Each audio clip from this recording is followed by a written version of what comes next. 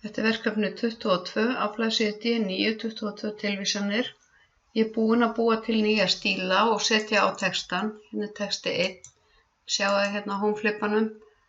Texti 1, inndráttur.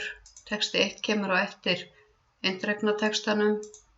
Texti 1, inndráttur, texti 1 og svo framvegis.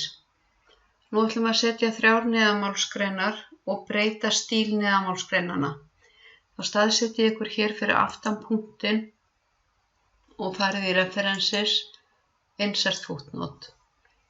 Þið ítið á dálklykilinn og skrifið tilvísunina, ártalið, tvípunktinn, áður en þið setjið inn blaðsíðutalið.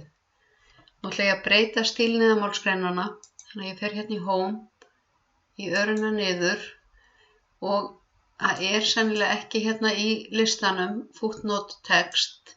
Þannig að þegar þið eru að breyta stíl neðanmálsgreina þá verðið að fara hérna í Style Inspector. Smella hér á.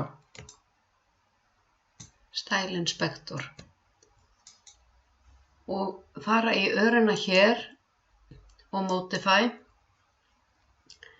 Og við ætlum að breyta hangandi inndrætti, fara í Format og Paragraph og Hanging 1,25, við breytum því í 0,5.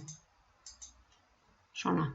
Og OK, og OK, og svo loka ég þessu. Og þá sjáu ég ít á dálklykilinn. Þið sjáu það því ég er með entermerkin sýnileg að ég íti hér á dálklykilinn. Nú ætla ég að setja inn næstu neðanmálsgrein og hún á að koma hér á eftir gæsalöppunum hér. Og fer ég í references, insert footnote og núna þegar ég ít á dálklykilinn að því ég var búin að breyta stílnum að þá fer hann ekki inn en 0,5. Og hérna er sama heimild og það er blaðsíða 87 og síðasta heimildin á að vera hér fyrir aftan punktinn hér, fara í references, insert footnote, íti á dálklykilinn